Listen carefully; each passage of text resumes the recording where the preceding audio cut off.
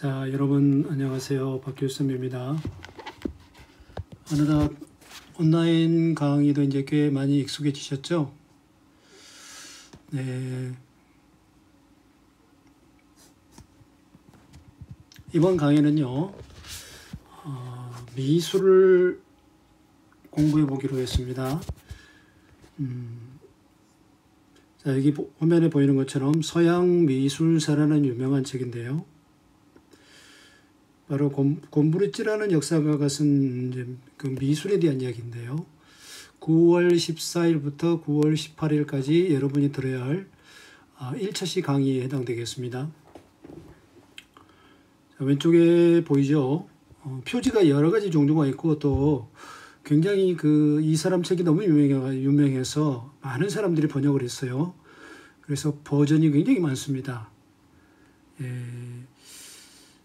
그래서 아마 미술을 공부하는 학생이라면 이 책을 거의 보았을 거예요. 그리고 이 책에 나오는 내용이 이 수능 시험에도 자주 나옵니다. 그래서 이제 쌤처럼 국어 교사이지만 이제 비문학에서 공부를 하다 보니까 곰브리찌의 서양 미술사를 이제 찾아 사서 오래전에 읽어봤는데요. 이 책이 굉장히 두꺼워요. 그러면서도 거의 800페이지 가까이 되는 책입니다. 그러면서 또 책의 내용이 참 재밌어요. 그리고 무엇보다도 이제 책을 읽다 보면 쌤이 왼쪽에 설명해 놨습니다만 풍부한 도판이 수록되어 있어요. 도판이란 뭐냐면요, 책에 실리는 그림이 도판이에요. 인쇄물에 실리는 그림을 도판이라고 합니다. 네. 그러니까 이제 글씨 사이사이에 들어가는 그림 또는 신문 있죠. 신문에서 한쪽 면을 갖다가 전체를 다 갖다 그림으로 집어넣는다 그러면 이걸 도판이라고 그러는 거예요. 엄청나게 많은 분량의 도판이 수록되어 있고 그 내용에 맞게 설명을 하면서 또 그 그림을 보여주면서 굉장히 정말 정성스럽게 만든 책이고요.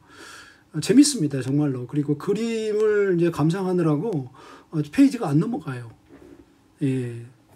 그럼 몇 가지 한번 볼까요? 뒤로 좀 넘겨볼까요? 네, 여기 이제 보이죠?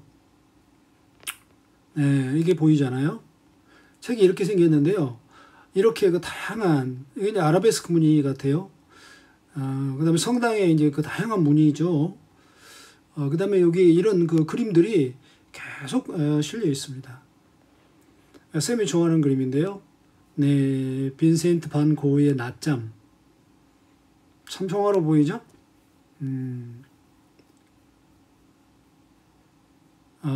정말 힘들게 일하다가 벼 낯가리에 이렇게 누워서 남편과 아내가 수면을 취하는 이 모습이 어찌 보면 뭐라 그럴까, 제 고향의 부모님을 떠오르게 한다 그럴까, 네, 그런 느낌입니다. 이런 식으로 책이 굉장히 재밌게 구성되어 있습니다. 여러분도 꼭 한번 읽어보기를 권유하고 싶고요. 자, 미술을 공부하는 학생이라면 반드시 읽어봐야 할 그런 입문서입니다.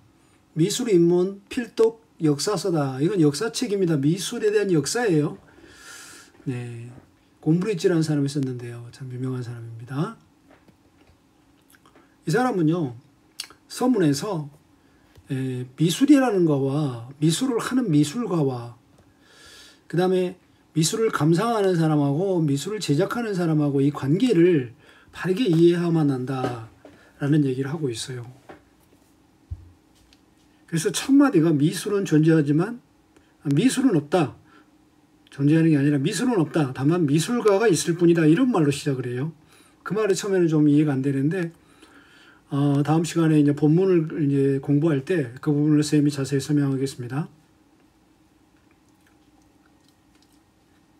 총 이제 28개 장으로 이루어져 있는데 중요한 포인트만 뽑아보니까 이렇게 돼요.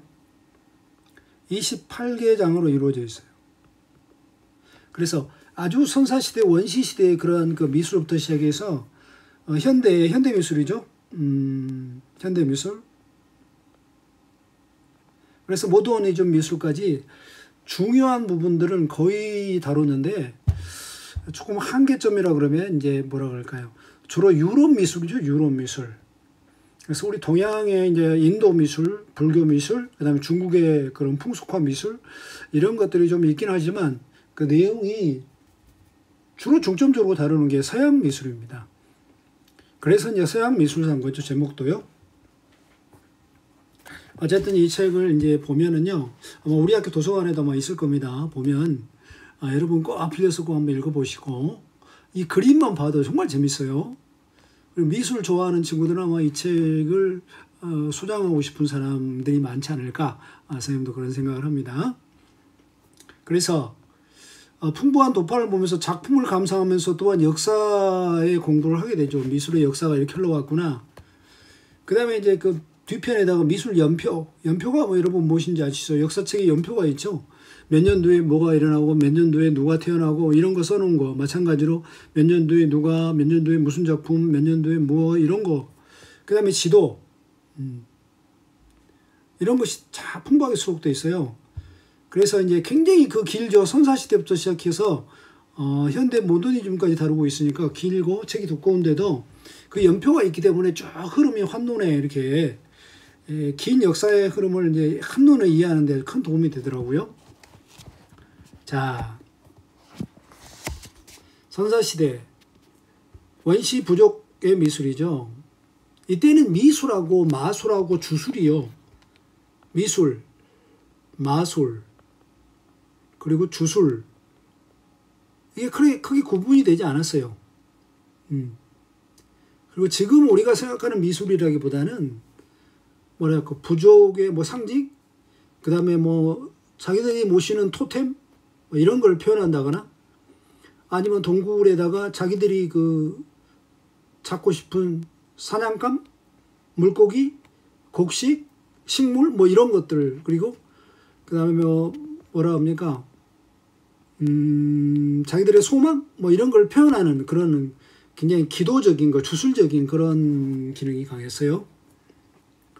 그 다음에 이제 여러분 잘 아시는 이집트 피라미드, 미라, 이집트 미술, 그 다음에 메소포타미아, 그 다음에 고대 그리스, 그 다음에 로마, 그죠? 이런 거 헬레니즘, 화려한 헬레니즘 문화라고 그러죠.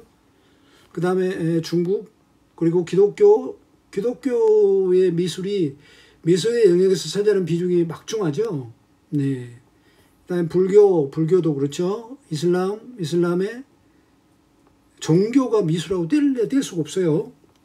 그다음에 로마네스크 양식, 비잔틴 미술, 고딕 양식, 뭐 이런 르네상스 미술, 네, 이런 것들, 판화, 유화, 벽화, 네.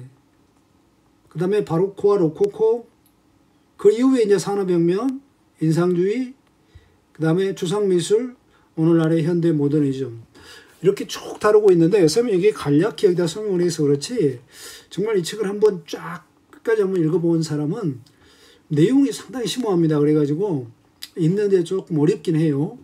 끝까지 읽어본다고 하면은 굉장히 박식한, 어디 가서도 그 미술에 대해서만큼은 전혀 그냥 밀리지 않는 그런 풍부하고 그냥 그 현명한 그런 독자가 될 겁니다. 자, 도판이 뭐라고요? 네, 인쇄물에 넣는 그림 이미지를 도판이라 한다 그랬습니다. 그러면 이제 선사시대 미술을 가볍게 핵심만 정리를 해보죠. 역사가 있기 이전입니다. 이럴 때는 실용적인 목적이었다는 거예요. 동굴 벽에다가 동식물, 물고기를 그리는 거. 자, 우리나라도 그 울주에 가면 그 암각화라는 얘기는 바위를 새겨가지고 거기다가 그려놓은 거죠. 정말 그 수만 년이 흘렀는데 그게 새겨져 있어서 남아있죠. 그 다음에 이제 신의 이야기, 네, 그 다음에 신의 인물상, 그 다음에 자기들이 그 하는 정령 신앙들, 뭐 토템들. 그래서 이 당시의 미술은 주로 뭐였다? 주술적 기능이 대부분이었다는 겁니다. 이번에는 이제 이집트와 메소포타미아, 크레타, 그죠? 에게 문명이죠. 네. 이때 그 미술을 보면요. 그 미술 속에 그들이 죽은 뒤에 어떻게 되느냐. 내세관. 그 다음에 파라오 권력자의 힘 같은 게 거기에 나타납니다. 특히 그 피라미드라든지 피라미드. 이집트 피라미드. 그 다음에 그들이 꼭 미라를 만들었죠. 네. 미라를 만들어서 나중에 그 영이 그죠? 육을 다시 돌아와서 만날 수 있기를 바라는 것이죠. 네, 그래서 육을 없애지 않고 소멸시키지 않고 그대로 보존하는 게 이제 미라인데요. 미라에다가 온갖 그 그림을 그리고 그다음에 그 미라의 관에다가 여러 가지 장식이나 무늬를 넣는 그런 것들도 이집트에서는 굉장히 성행했어요. 하나의 기도하는 그런 느낌으로 그런 것들이 미술에 나타납니다. 이집트 미술에. 이 당시 미술은요. 감상을 하기 위한 것이 아니라 그 표현하는 대상, 그 대상이 영원히 없어지지 않고 영생할 수 있도록 기도하는 마음으로, 그 바라는 마음으로 이제 그걸 그리고 그걸 새기고 이랬던 거죠. 그 다음에 이제 왕이 뭐 전쟁에서 이겼다. 그럼 기념해야 되잖아요. 그럼 조형물을 제작하는 거. 그 다음에 그거를 문자로 기록하는 그림. 그때는 문자가 이제 없었으니까요. 주로 이제 그림 문자였죠. 그래서 문자가 그 그림이었고요. 네. 그래서 이제 피라미드나 미라 이런 걸 보면요. 당시의 미술. 건축도 크게는 이제 미술에 속합니다. 이 건축이 물론 뭐를 갖다 기둥을 세우고 집을 짓는 것 자체가 미술이 아니라 그 기둥을 하나 만들더라도 무슨 이오니아식 무슨식 그래가지고 굉장히 그림을 넣고 화려하고 예쁘게 만들잖아요. 그렇죠? 네, 그리고 웅장하고 멋있게 만들잖아요. 그 디자인, 설계 이런 것들이 사실 미술 영역이죠. 자, 그것을 이제 건축물을 세우면 건축이지만 그걸 설계하고 무늬를 만들어 놓고 하는 것들은 그 다음에 이제 건축에다가 이제 벽화를 그린다거나 뭐 장식을 한다거나 이건 사실 미술의 영역이었던 것입니다. 근데 이제 그리고 그 다음으로 넘어가면 이제 그리스의 이제 BC 기원 전이죠. 7세기부터 5세기. 네. 이제야 이제 미술이 진짜 미술 같은, 네. 특히 그 조각이 얼마나 많았습니까? 조각. 정말 그 육체가 너무나 진짜 오늘날에 봐도 정말 그 조형미가 뛰어나죠. 균형이 있고 그냥 진짜 살아있는 것 같아요. 그 다음에, 이때는 이제 주술적인 기능이나 종교적인 기능에서 조금 좀 벗어났어요. 네. 그래서 진짜 우리가 말하는 그 미술의 아름다워요. 딱 보면은, 야, 진짜 아름답다. 이게 느껴지는 거거든요. 그것을 표현하는 수단으로서. 이때는 이제 진짜 실용적인 기능이 아니라 감상. 그걸 왜 만들고 왜 그렸겠어요. 그걸 이제 이렇게 장식을 해놓고 그걸 보면서 그 볼 때마다 내 마음속에서 아름다움이 뭐하도록 생겨나도록 그 미술품을 애용했던 것이죠. 이래서 이제 굉장히 미술이나 조각이나 그런 것들이 화려해졌는데 이때 그 화려하고 그 아름다운 이 그리스 로마 시대의 문화를 우리는 흔히 헬레니즘 문화라고 말하죠. 정말 꽃피는 찬란한 시기였죠. 그리스가 있으면 로마가 나와야 되겠죠. 로마는요, 세계를 정복한 나라죠. 그리고 로마는 또 이제 토목공학, 도로나 건축, 그 다음에 이런 특히 콜로세움 보세요. 얼마나 그 아름다웠습니까? 그리고 그러한 그 건축물을 세우고 그 장식을 하고 이런 것들이 개선문 이런 것들이 그 미술적인 또 그런 예술적인 그런 안목이 없으면 불가능한데 물론 토목 기술도 필요하죠. 그 로마 사람이 만들었던 그 수로, 그 다음에 그들이 만들었던 어떤 건물, 또 그들이 뚫었던 도로 이런 것들이 다 사실은 굉장한 로마의 토목 기술이 뛰어났다는 걸 보여주죠. 그 다음에 초상화, 사진이 없었기 때문에 특히 영웅들 또는 왕들, 그 다음에 귀족들 그런 초상화, 그 다음에 영웅들의 그러한 이야기를 그림으로 그리는 거 이런 거 로마 시대 때 로마가 세계를 정복했기 때문에 세계 여러 나라에도 로마의 미술은 굉장한 영향을 미쳤습니다. 특히 로마 이제 말기에는 기독교가 이제 종교가 이제 국교로 인정이 되죠. 그러면서 미술로서 성경 이야기를 표현하는 그런 대목이 되게 많이 나와요. 네. 근데 로마 시대에 이제 좀 지나면 이슬람 이제 미술이 나오는데요. 네. 선이라든가 색채가 굉장히 화려하고 모양이 참 특이하죠. 각종 문양이라든가 아라베스크 문이 유명하죠. 네. 그 다음에 중국은 이제 과거 요순 시대의 황금 시대를 태평 시대죠. 그 위대함을 표현하는 수단으로 미술을 이용했어요. 선이 되게 부드럽죠. 그리고 붓을 사용한다는 거. 그 다음에 숙련된 그림으로 그렸다는 거. 그래서 이제 화가들은 자기가 좋아하는 그림을 그리기보다는 이미 유명한 그림을 계속 따라 그리는, 베끼는 그런 단점이 좀 있긴 했죠. 그러지만 6세기부터 11세기에는 이제 미술기의 암흑기입니다. 왜냐하면 야만족이 앵글로색슨족, 저 바이킹족, 고트족, 반달 이런 것들이 이제 유럽을 강타하죠.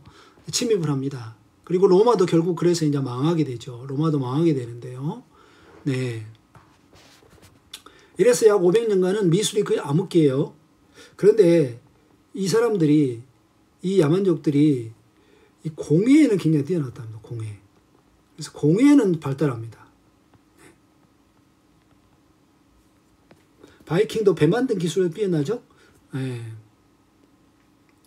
자, 그 다음에 이제 그 교회 건축 미술이라는 게 이제 12세기부터 13세기 이 교회가 미술이 미치는 영향은 굉장합니다.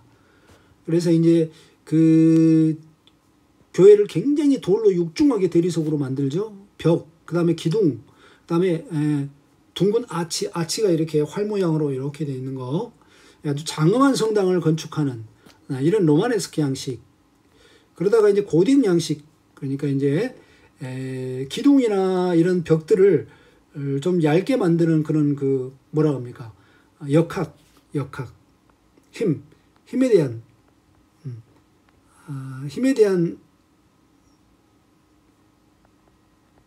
설계. 이게 기술이 발전하면서 기둥을 줄이고요. 그리고 벽도 얇게 하고 대신 창문을 많이 늘립니다. 창문. 고딕 양식은 물론 지붕이라 뾰족뾰족한 것도 고딕 양식이라지만 고딕 양식은 창문이 많다는 게 특징인데요.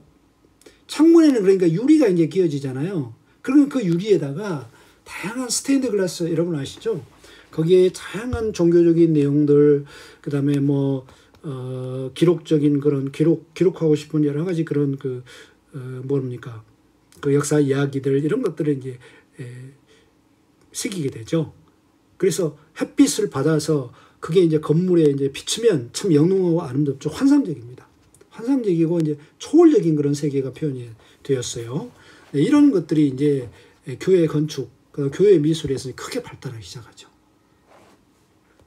자, 드디어 황금기라고 할 수 있는 르네상스 미술이 나왔습니다. 자, 16세기 이후에 이제 르네상스 미술. 이때야말로, 르네상스란 말은 부흥이란 말이죠. 부흥은 뭐에 대한 부흥입니까? 문예의 부흥이라고 그러죠. 부흥. 문학과, 그리고 예술이 다시 되찾는다. 어느 때? 그리스 로마 시대. 누구에 의해서? 야만족의 침입으로 붕괴되었던 그리스 로마 시대의 아름답고 화려했던 그런 것들을 복원한다. 그래서 그림이랄지 회화, 특히 이때는요, 수채화가 아니라 유화이죠, 유화. 네. 그전에는요, 무슨 검은 분필? 또는 그 다음에 목탄? 네. 이런 걸로 주로 그렸거든요. 네. 그런데 이제 유화를 그린 겁니다. 물론 중국에서는 이제 붓으로 그렸죠. 먹물로 이제 그렸죠.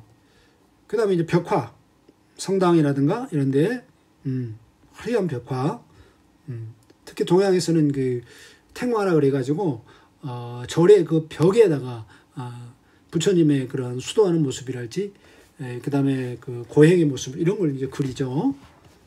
깨달음의 모습, 조각, 특히 원근법이란 멀리 있는 건 작게 그리고 가까이 있는 건 크게 그려서 우리 눈에 보이는 대로 거리감을 그대로 표현하는 방법이죠. 굉장히 사실적으로 보이죠. 사실적.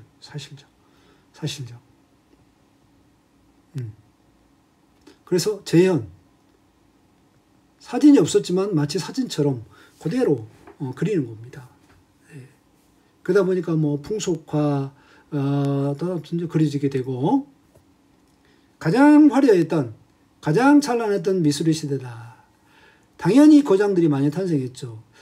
그죠? 레오나르도 다빈치, 미켈란젤로, 라파엘로, 그다음에 티치아노, 크레조, 조르조네, 뒤로, 홀바인. 뒤로는 이제 독일 사람이죠. 독일 사람인데 이 사람이 이제 파나.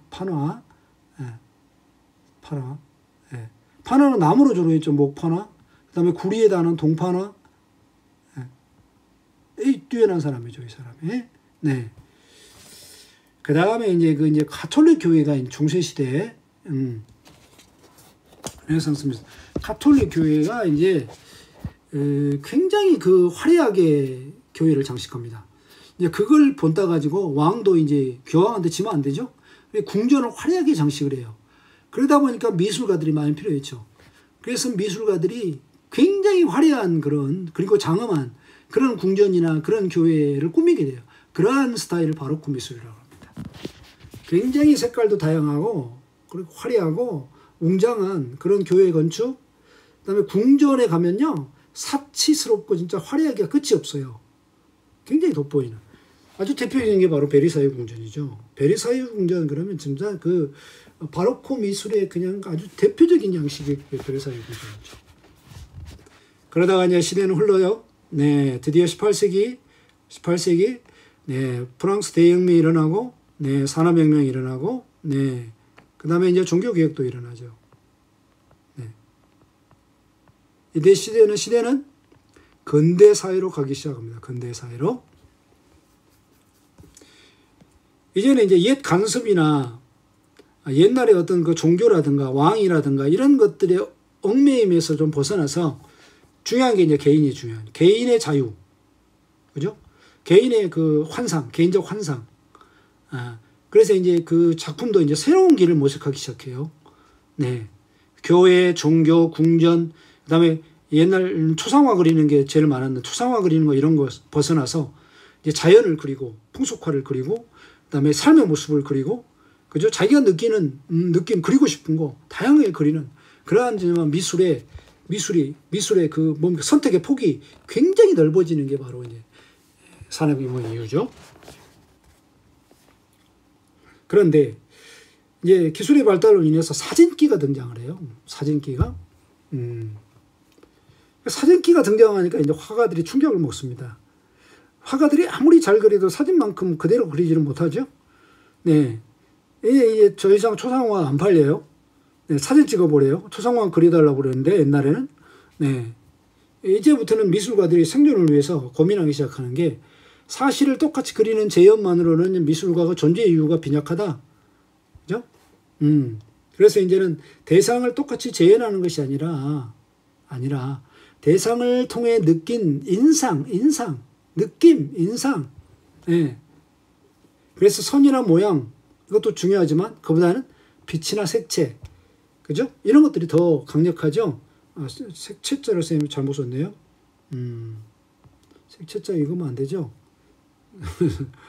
색채. 네. 그래서 마네 유명하죠. 네.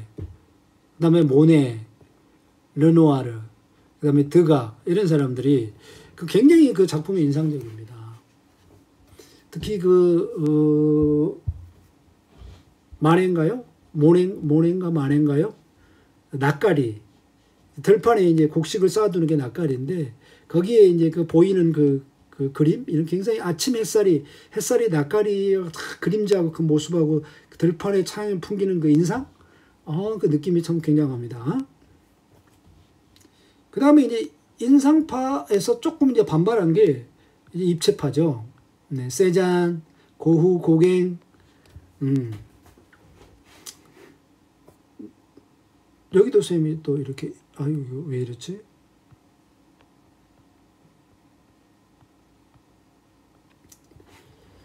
그래서 입체파는 색채라든가 형태보다는요, 색채, 형태 이런 것보다는 감정 표현, 감정. 그리는 사람이 느낀 감정을 어떻게 표현하느냐에 더 집중했습니다.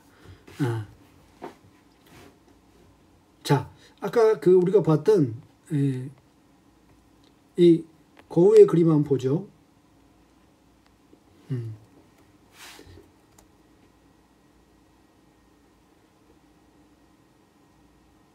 어떻습니까?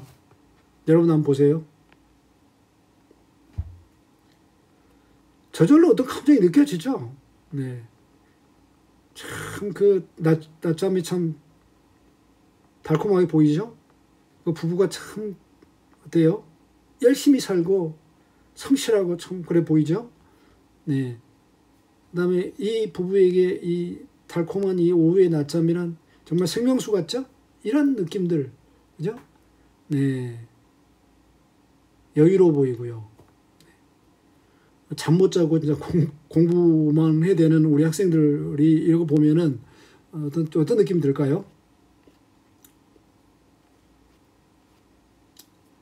자, 그래서 이제 미술에서 중요한 게 뭐였다? 표현이다, 표현. 그래서 표현주의라는 그런 새로운 그런 스타일을 이제 태동시킨 입체파입니다. 그러다가 이제 현대로 넘어와서 추상 미술이 등장을 해요. 그래서 이제 미술이란 감상자의 마음 속에서 완성된다 이런 말을 합니다. 네. 뭘 그린지 몰라요. 뭘 그린지 알려고 할 필요도 없어요. 그냥 감상자가 마음 속에서 그 그림을 보면서 느끼는 그 느낌, 그 예술 작품을 보면서 받아들이는 그 느낌 그대로 만들어지는 겁니다. 네. 주제가 있고 제목이 물론 있지만 그거에 얽매일 필요가 없는 것이죠. 네, 그래서 유명한 사람 칸딘스키라는 사람, 그 사람을 이어받은 피카소, 클레, 바이니, 특히 마티스, 샤갈 이런 사람들이 있는데 현대 추상 미술의 이제 대가들이죠. 그리고 이제 그 마지막 부분에 가면은 이제 모더니즘을 다루고 있습니다. 모던이라는 말은 근대 시대를 말합니다. 근대화 시대, 도시화, 현대화, 산업화, 이런 시대. 우리가 옛날 농촌에서 자연스럽게 전원에 살던 시대하고 완전히 다른 삶을 살고 있죠. 네, 이런 것을 주로 다루는 게 모더니즘인데요. 문학도 모더니즘, 미술도 모더니즘. 그 다음에 이제 전기 모더니즘이 있는가 하면 후기 산업사회라고 그래서 후기 모더니즘이 있죠. 포스트 모더니즘이라고 그러죠. 네, 이런 것들은 우리 현대미술이라고 그러는데요. 그래서 이제 그 곰브리츠는 감상자, 미술을 감상하는 사람이나 또 미술을 비평하는 사람, 평론가는 좀 더 열린 마음을 가지고 주제가 딱 드러나야 된다 그래서 혹평하지 말고 자기가 잘 뭔가를 좀 뭘 그린지 잘 모른다 그래가지고 이것도 작품이야? 라고 비난하지 말고 감상자와 평론가는 좀 더 열린 마음으로 미술의 흐름을 받아들일 필요가 있다라고 이제 글이 마무리되죠. 자, 좀 미술사를 길게 훑어보지 못하고 시간이 너무 많이 흐르기 때문에 중요한 것만 굵직굵직하게 다뤘지만 실제로 이 책에서는 28개의 중심 테마를 가지고 시대적 흐름으로 쫙 잡혀져 있기 때문에 굉장히 재밌고 그냥 유용합니다. 여러분도 꼭 한번 나중에 읽어보셨으면 좋겠습니다.